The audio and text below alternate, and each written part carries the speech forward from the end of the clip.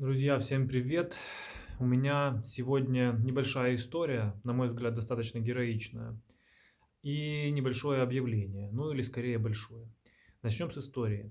История о человеке по имени Валерий Семенов. Он инженер на Чернобыльской станции.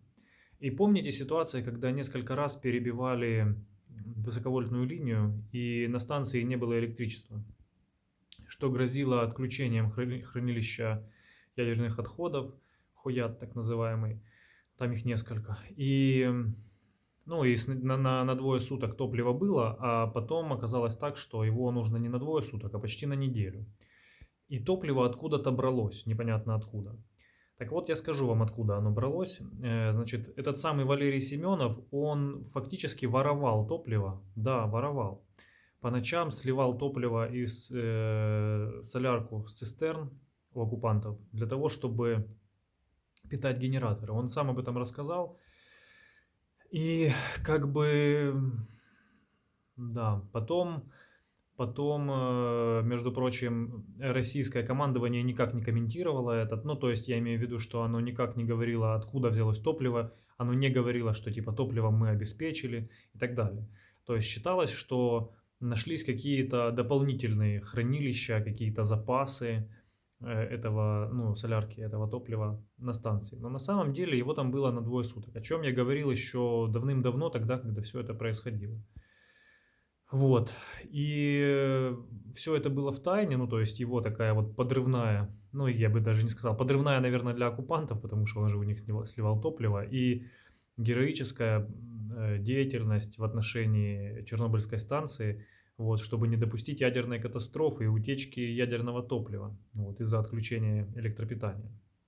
Как именно это все происходит и почему это могло произойти, есть отдельно об этом рассказывают ученые, как бы, ну, в общем, это отдельный вопрос, который уже озвучен, освещен, его можно прочитать, его можно послушать, посмотреть, вот, подробно. Я думаю, что мне конкретно, так как я не ученый и не специалист, на этом останавливаться не стоит.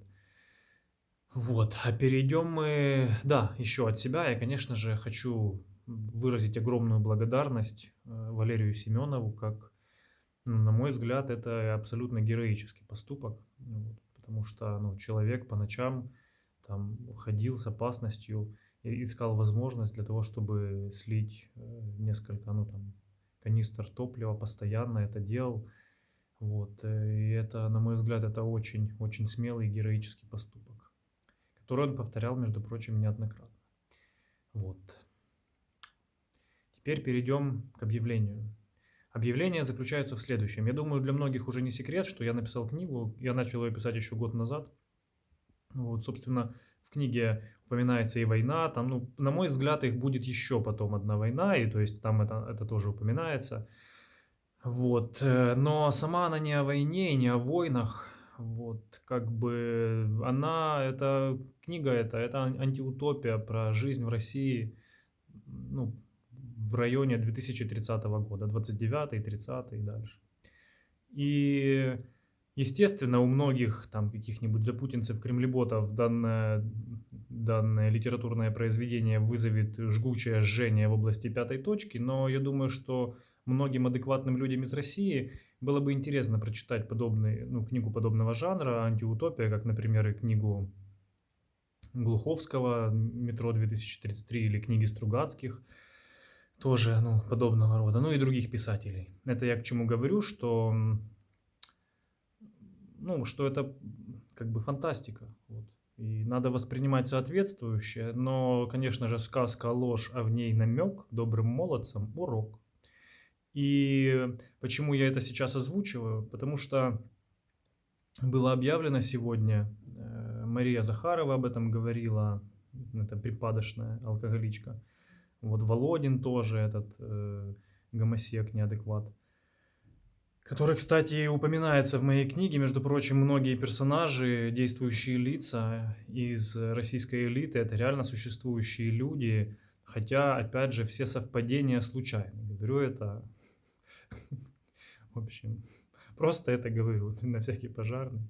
Но если на меня там кто-то решит подать в суд или запретить мою книгу, я буду очень счастлив. на самом деле. Это мне был бы отличный подарок, если бы меня объявили недружественным чуваком, иноагентом, и начали запрещать, я был бы просто безмерно рад. Но суть не о моей радости, а о том, что вследствие запрещения Гугла и возможного, опять же, запрещения Гугла и Ютуба, то вполне возможна ситуация, что на Google книгах, где, ну, где моя книга выйдет, но ее вам купить будет невозможно тем, кто живет в России. И я подумал и принял решение, что вот я выложу ее бесплатно. В описании к видео будет ссылка на файл, где ну, вы можете просто его скачать и все. Это точно такая же книга, просто без иллюстраций. Вот, ничего донатить за нее не нужно, ничего скидывать не нужно, просто берите, читайте. В Google книгах она появится примерно через 5 дней.